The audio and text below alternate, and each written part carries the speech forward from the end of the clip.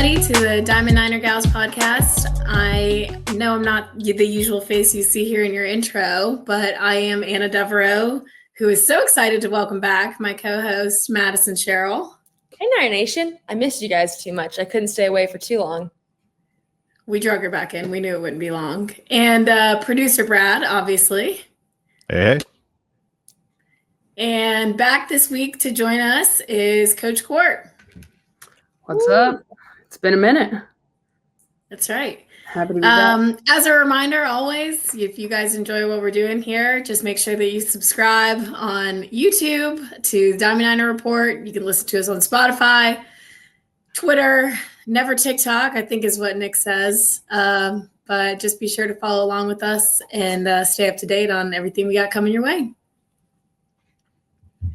But all that to be said, we had a lot of fun softball this weekend, a lot of fun softball this week. So all of that isn't to be shadowed by our win against Furman on Wednesday.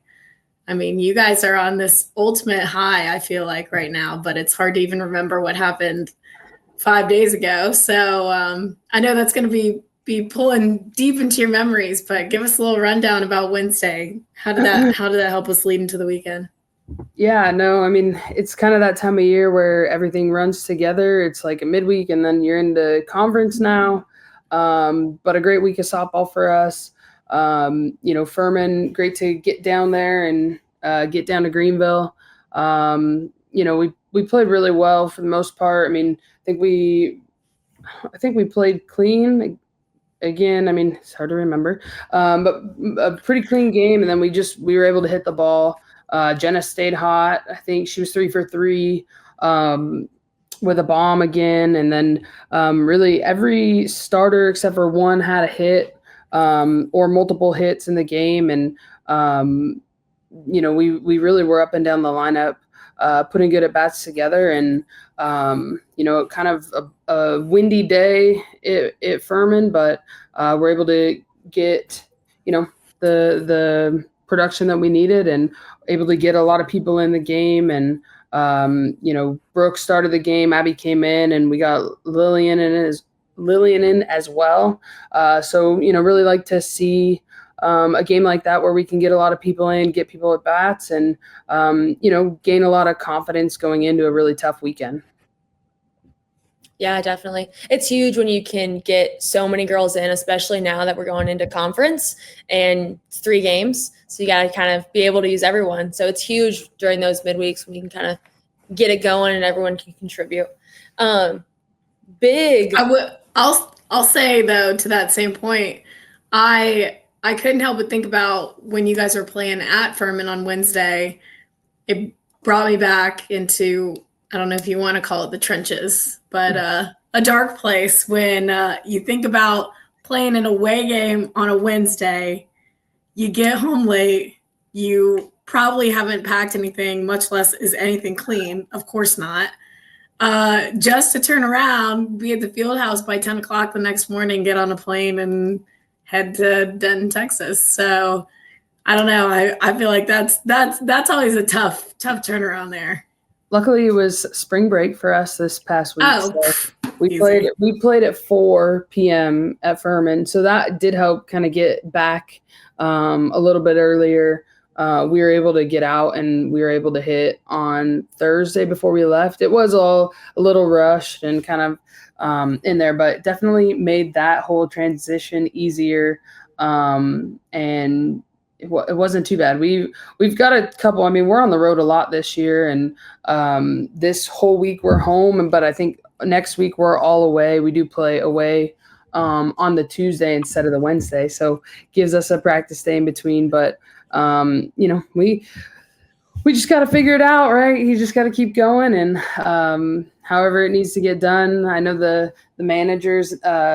Nate was solo this week, so he had some some laundry to get done and get everything turned. But, appreciate all of our managers and just appreciate everybody kind of making it happen.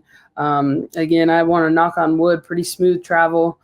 First time checking bags too. We didn't deadhead this week, so had to get in the line and check all 30 bags or whatever it was. So, shout out to everybody. Bailey Taylor, our director of ops, making it happen.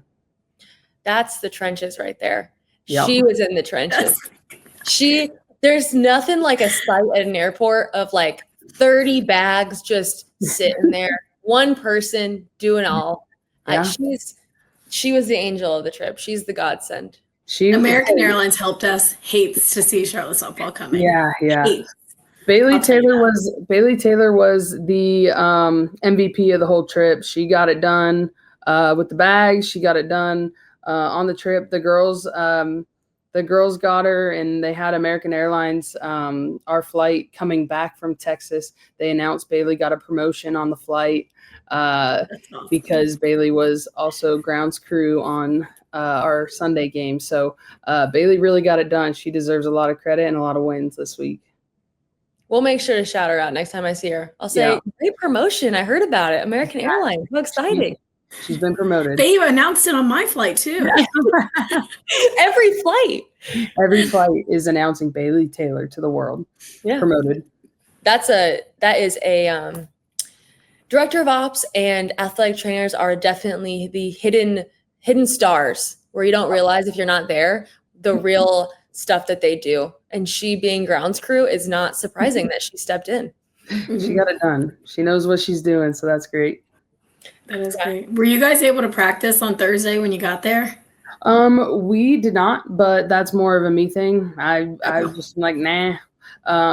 We did hit on Thursday before we left, so we got that in. But I mean, I'm a little different than everybody else. I like to just get there and go to dinner or walk around instead of go to practice. We were gonna hit Friday. We ended up playing a doubleheader just because the weather there on Sunday or on Saturday. But we would have gone to hit on Friday morning just to kind of get out of the hotel, waiting for a 6 p.m. game and get some swings in. But Thursday we just got to Texas, and I think everybody was on per diem. We had a spot that you could walk around to a bunch of stuff. I mean, we were right across the street from Buc-ee's. Everybody was in a pretty good mood for that. I was going to say, I saw some Buc-ee's that happened. And We Anna were and I, directly across the street. we love Buc-ee's. Yeah. We love Buc-ee's. What is not to love? You can go in for one thing and you're there for an hour. You don't know what you're going to find. You can get cheesecake, cookie dough, Band-Aids, and pajama pants all in the exact same place. Yeah. What more could you ask for? I know. And there's just like so much. I think I saw like an air fryer or not even an air fryer, deep fryer in there. Like they have everything. It's crazy. Next time I see you on a game on ESPN Plus, you're going to have that deep fryer in the dugout. Right, literally. Hey, I just went for a coffee. So Go ahead. I was going to say. No, I was just going to talk about our trip at Buc-ee's and what really started our love for it. Just so off the record, except it is on the record. Madison and I were coming back from a bachelorette trip, and we decided to drive from Nashville back to Charlotte. And for those who have done it on a Sunday after a long weekend are the only people who will know what I'm talking about.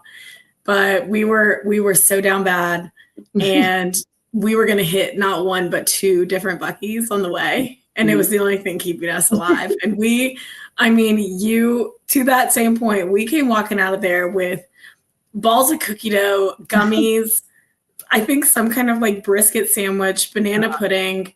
I already had Buc-ee's pajama shorts. Madison bought the exact same ones. It was remarkable. Feel better and get you through the drive. So that did it. I got a picture with Buc-ee. Nice. I mean, it kept me going for the next 4.5 hours. Yeah, it's a brutal day except for Buc-ee's. Yeah, it was. Well, I was just going to ask, do you never practice before away series? Like you're like a never practice on Thursday. I'm not a never practice. I can be talked into it. I just don't. I mean, I don't know. I haven't done it. So I think we didn't do it at Clemson when I was there. We didn't do it at Furman when I was coaching there. At Nebraska, I think when I was playing, like we did it at the beginning of the season just because we hadn't been on the dirt. Sure. And I don't know, maybe we did it that I can't remember, but I'm just not into it. I don't think it does anything. I mean, you're going to get ground balls, you're going to go get some swings in. I think again, I think some things are overrated, and that, I mean, doesn't do a whole lot for me. So that's just me. I can be talked into it, and it's not like I've never done it, but it's just not something that like I'm sold on, or like we have to go do this. I mean, You don't prioritize it. We go to dinner and hang out and just like get settled. I mean, again, we were gonna go hit Friday morning. We did hit on Saturday when we were not playing. We just kind of did a round about 40 minutes of hitting, and then we went to the basketball game that Charlotte was there. So it was nice to go see them play in the beginning of the AAC tournament. So yeah, I mean, I'm just a little different. I don't think it like is make or break and what your performance is going to be like that week. And I think it's overrated to like, oh, this is what the field looks like. We'll see tomorrow. Sure. You know, I get that. And two, I think to the same point, I mean, a spring break week is different, but on a regular week, you play on a Wednesday, you're traveling on a Thursday. Contrary to popular belief, people still have to do schoolwork, and it is so hard to do any kind of productivity on a plane or in an airport, much less. So I feel like even being able to just take the latter part of Thursday evening to kind of get your mind right for the weekend, finish what you need to get done so it's not hanging over your head. Like, I feel like that even goes a longer way than taking 45 minutes of BP on a field that you'll see the next day, Yeah. I will say, I said I never did it. We did practice on Thursday in Clearwater when we got there, but it had rained. Okay.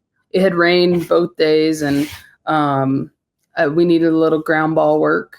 But I don't think it helped the ground balls that weekend. So what are you gonna do? Like, it's just you're gonna do what you're gonna do. I just feel that, and go with what you got. There are sometimes where you feel like you might need more practice than others, and the season ebbs and flows. The bodies ebb and flow just on like how everybody's feeling and how things are going. And I just prefer let's go and let's get there. You guys get settled, go to dinner, do your schoolwork, whatever you need to do to get your things done, and let's just go get after it tomorrow. Yeah, I mean, I'm not completely shocked because I feel like we've learned a lot about you, and that you're not you don't really overthink it. So I like the perspective of, we don't need to see the field. We're going to see it tomorrow. And it's probably going to be identical to the field we have probably because it's all dirt. Pretty close. So I can appreciate this simplified. We'll see it tomorrow. We can trust the fact that we're going to do it. And I think sometimes it can get a little overcooked. Again, I think everybody, it's like what you're used to. So, if you're used to doing that, it's like different doing it this way. But it's kind of the same thing as pregame hitting. I think pregame hitting is overrated at times. Like if you have a 9 a.m. game, you don't need it. Like just go swing and get ready. Does it really make or break you? Like I think there were days where as a player, like I had a horrible round during pregame and then I hit fine in the game, or I had a really good round and then I sucked. Like it's overblown. I think again, there's warm-ups and there's this and that. I just think like just go out and play, and it's all in your head about I need to do this to get ready and I need to do that. And so, the girls have enjoyed it. They haven't said anything about it. So we're just kind of going about it, and whatever we think we need to do, we'll do to be prepared. But just kind of like, it doesn't make or break the weekend to practice on Thursday or not. I agree.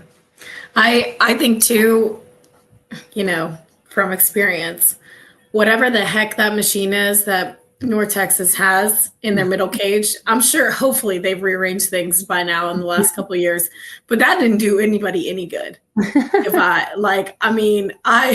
think there were times, sorry, anybody from my past teams who knew this, that I just completely bypassed that because I wanted to save myself some grace. Like yeah, okay, good. And it showed. That's why Skylar Savage struck me out every time I went up to that. Whatever. We won't get into it. But like, oh my God, that yeah. Their little indoor sheltered facility though, that's pretty nice. I think it's nice stuff. It was fine. It was pretty cold on Saturday when we went out to hit. Oh, really? Yeah, I mean, we didn't have great weather. It was beautiful on Friday. It was 80s. It was hot. We were in the sun. We were probably all like our face sunburnt because we were just in the sun dugout. But then on Saturday, it was like, I need my parka. It's 50 and raining and crap and windy.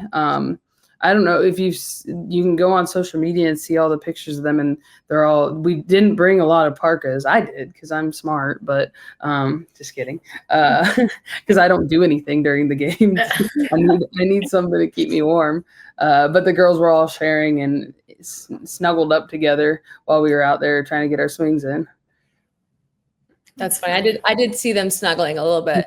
I didn't know if that was a weather choice or if, the girls have just really bonded. They wanted to be close to each other. It was both. It was all of it. That's true. Did North Texas have a pretty big fan base this weekend?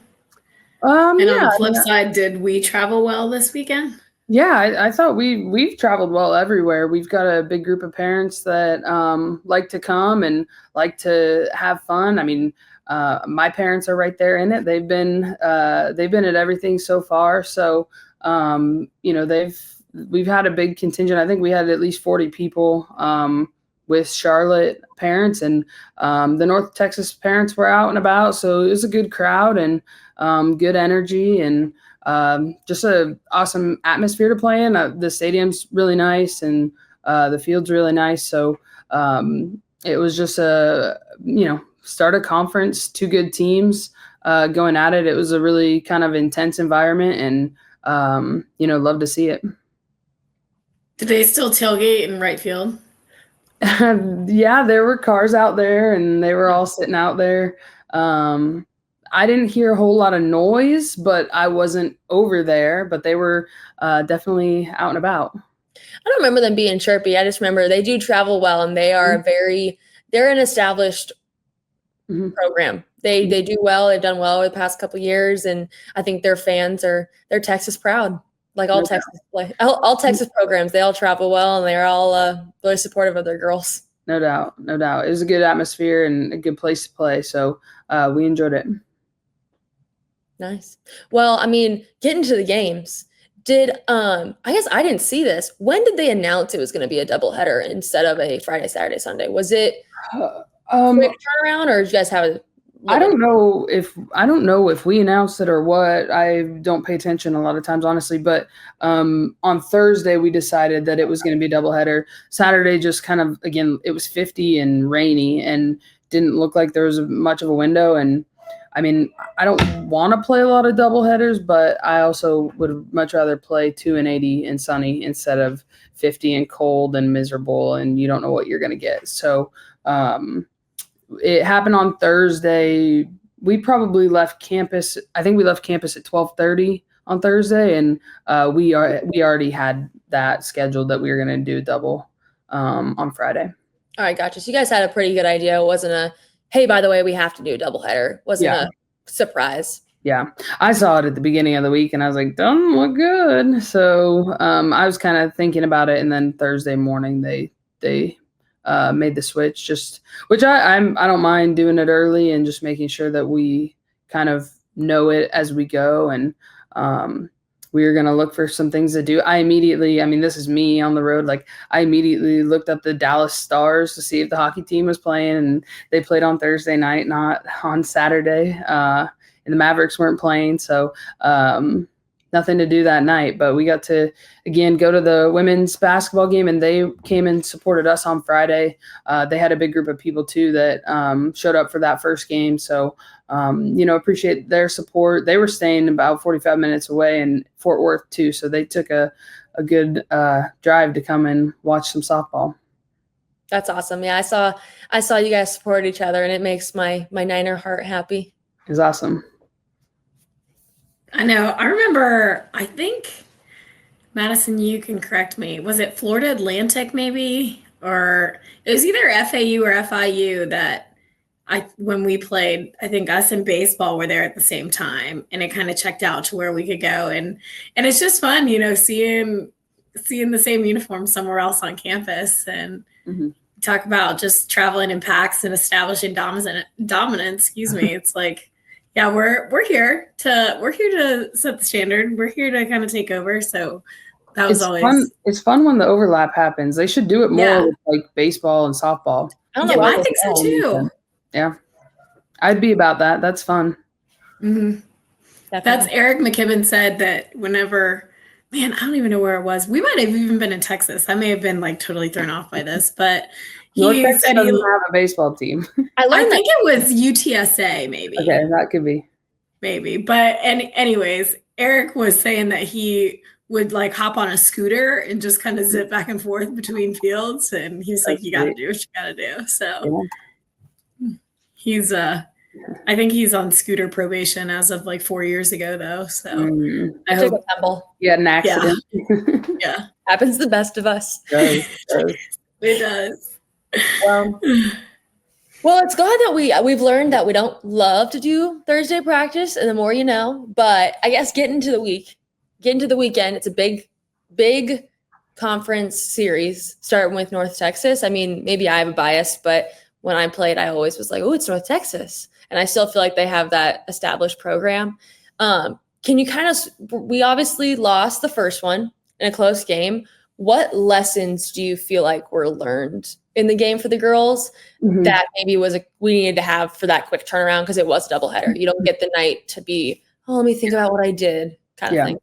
Yeah, I mean, it's kind of like the beginning of that second game. You're like, oh, the doubleheader is hurting us. But I think for us, I mean, what we as a staff try to preach is like the game is about playing ourselves more so than the opponent. Because I think when you play the other team or think about it in that way, like sometimes you play the name on the jersey rather than just play the game. And I think that for us, like, they played a good game and their pitchers pitched well, but I felt like we got ourselves out a lot rather than, having some better at bats. I feel like we were a little anxious and just kind of swinging at the off speed quickly and just kind of giving some of those at bats away. I think we have a couple plays and a couple things that, you wish that you could get back. I think in the first inning of that first game, it's like they hit a leadoff double. The leadoff killed us all weekend. I mean, she had a great weekend. But she hits a leadoff double. We get 2 quick outs. She hasn't moved. And then it's like, I think it was like first pitch, kind of a dribbler, like not even hit that hard, but just they got enough on it to get it through the infield and they score. And there's moments like that where you're like, man, that would have been a huge save to kind of not give up that run. And in the end, it's one run that kind of changes it. And that's the one that I can remember off the top of my head. But I know there were a couple others where we just are like, dang, like, I think we threw the ball away in one inning that was the air, and, a run or 2 scored. So, it's just about cleaning up little things and kind of being able to refocus quicker. When we give up, I think, Brooke pitched really well. I think, just being able to refocus quick and, put some good at bats together. But, we were right there at the end. I think we had the tying run.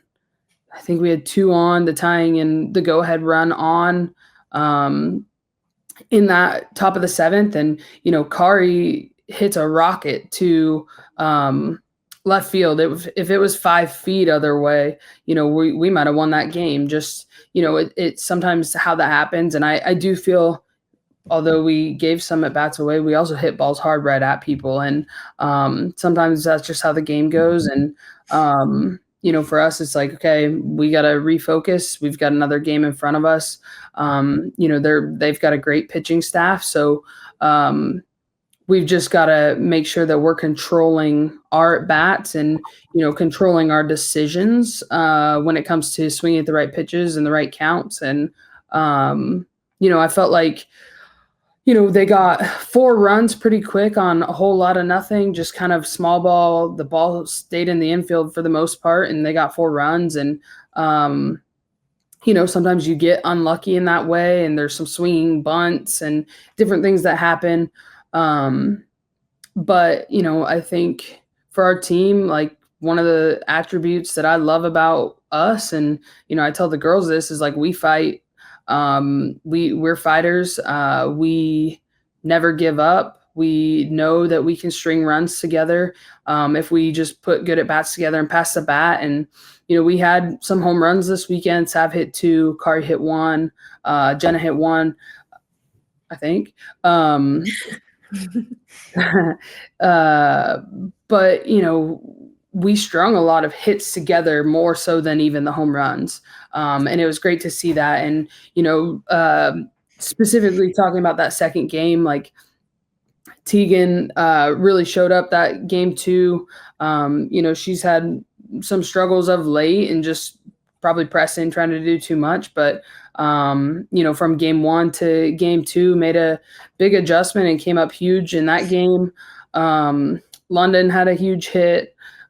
Just that one inning, we scored 6 runs. I mean, we started the inning with an out, and then, Liv gets on base, and it was from Liv to London, 1 through 6 in the order, all scored without an out being recorded. So, and no home runs happening. So that's just passing the bat. That's having great at bats. That's putting the barrel on balls, and just trusting the teammate behind you to get their job done too. So just really love to see us bounce back, and love to see us keep fighting even when we're down by 5 runs and feeling not so good. I mean, we scored 2 to I think it brought it back 2-4, and then they immediately scored 3, and we just kept punching and didn't get too discouraged.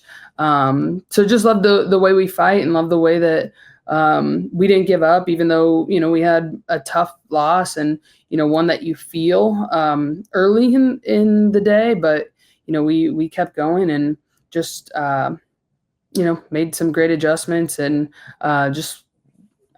played really clean defense. And Aubrey came in and really shut the door. I mean, for her to be home in Texas and to pitch like she did, get a win for that game and get a save in, Sunday's game, just super excited for her. And really, came in when we were down and kept them there, gave us a chance to put some at bats together. So, just really proud of the way we fought and what we were able to do to kind of salvage the day on Friday.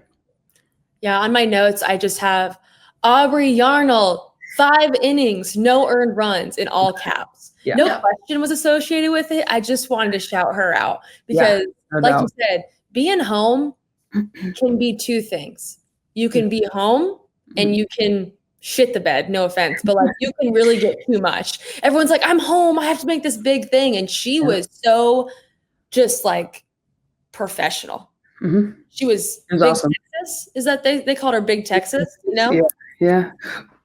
I don't know if that's what we call her normally, but we sure did when we were in Texas. So she's Big Texas now. It just was right. Yeah. Felt good. It felt right. Yeah.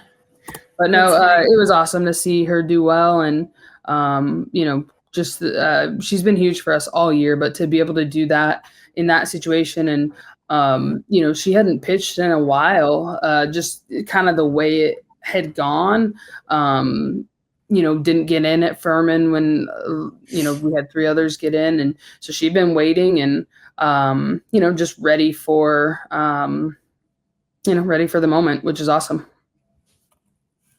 That is huge. I think too, back to that first game though, and you just talk about staying in the game, having good at bats. I mean, we scored a run in the 6th and the 7th.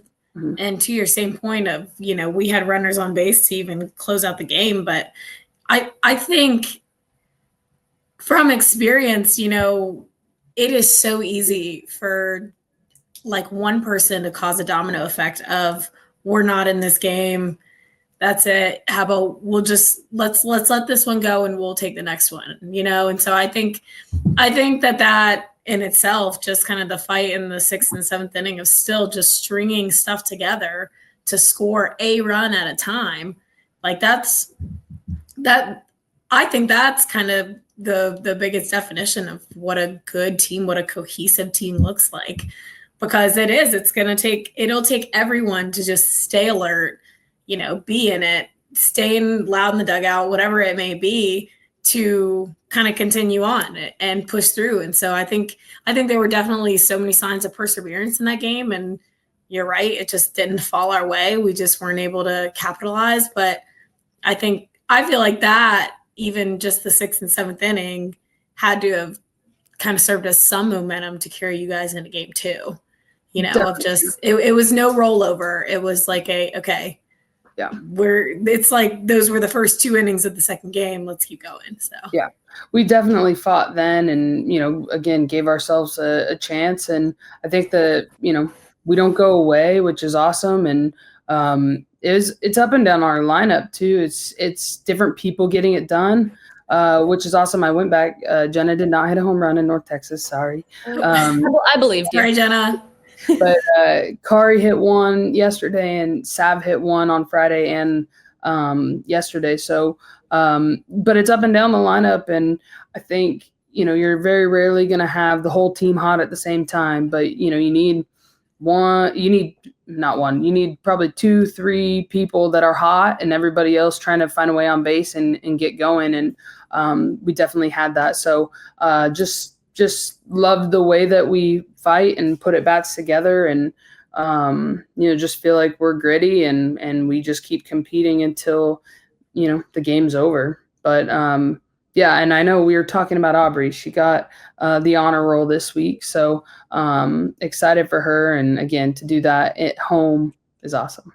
Yeah, I agree with Anna. I was going to say, in the second game, I was impressed with when you're down 7-2, it can kind of feel like a slap in the face. And I didn't feel like that was felt. I didn't feel like from the TV. I mean, I wasn't in Texas, but like you said, it was gritty. It was like, we're going to get it done. And I think it is important that you can't rely on everyone to hit a home run. You can't rely on your 1 through 6 to always hit home runs. It's just not a thing you can sustain throughout the season. So it's huge that we can pass the bat in a big series and prove that, hey, we don't need to have one on and then hit a home run. We can actually just piece together base hits after base hits and some walks and stuff like that. Well, and I feel like it's everybody. I mean, everybody, whether you're on the bench, whether you're playing, everybody has a job. And I think about that inning that we scored 6 and Kari got on base and Jasmine Sanchez came in to run for her. And then London goes gap, and Jasmine had a great read. She was hauling. I saw her coming around second. She was hauling. I was like, let's go.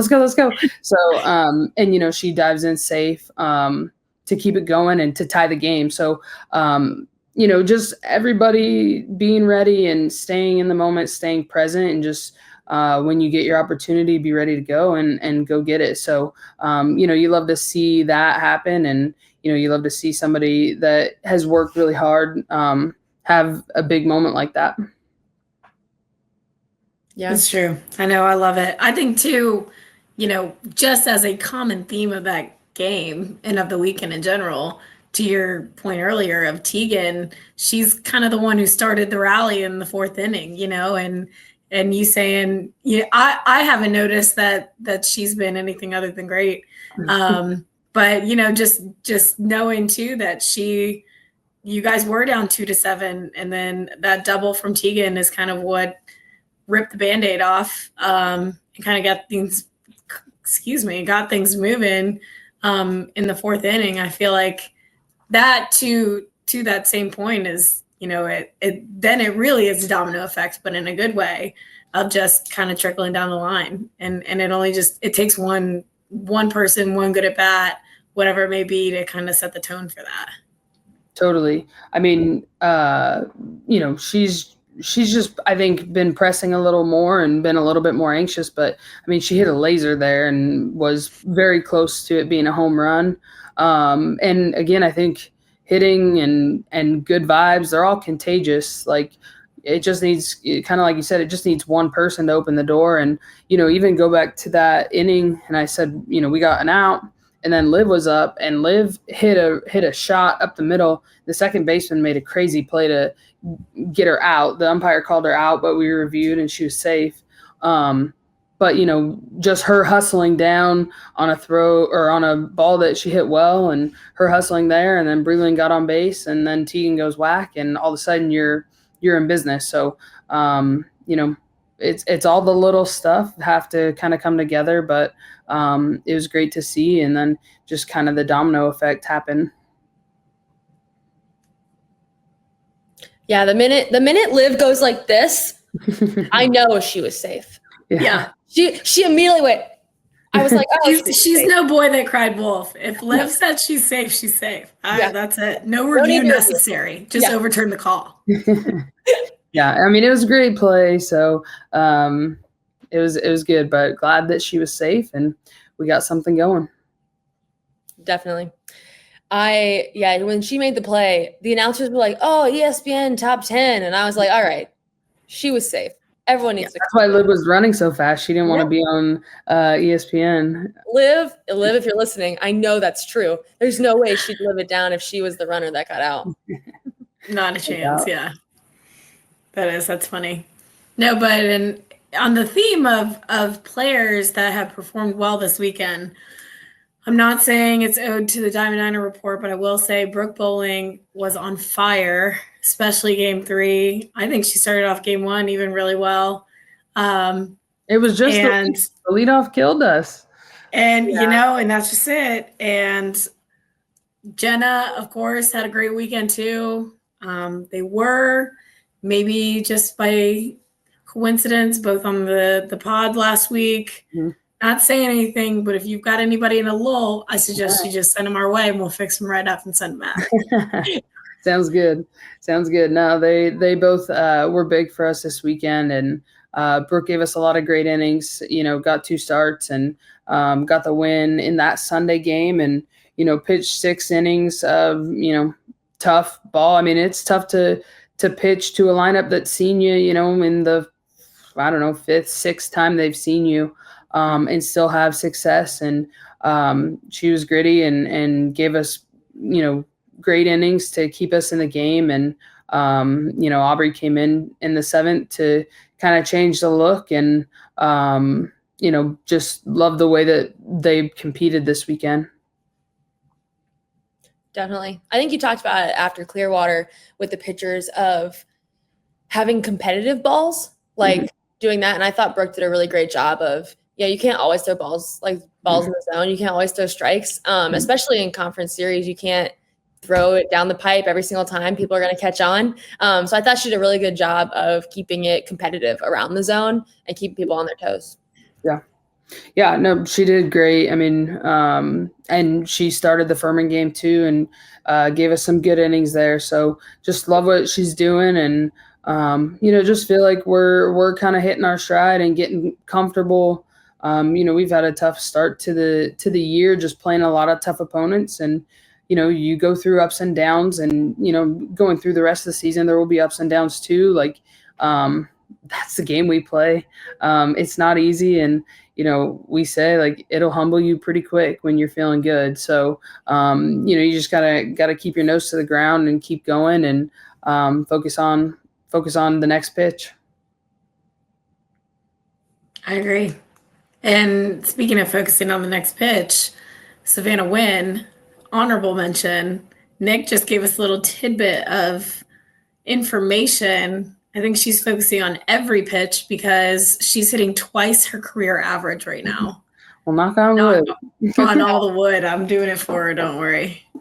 But, I mean, that's incredible. And obviously there's a handful of girls, all of them, even the ones I don't know, but that Madison and I had the luxury of playing with, and just seeing them develop as players and as people. And I talked about Brooke in that same sense last week, but just how fulfilling that is, honestly, as an outsider now. But just, you have I have like a proud mom moment over things like this. Like they'll forever be my babies. All the girls that played with me or beneath me and age wise. And I think Savannah's one of those where it's just it makes me so beyond happy to just see her kind of reach that. I mean, she's always been full of all her potential, but just seeing her be comfortable enough to just kind of unleash all of this, I think it's awesome. It just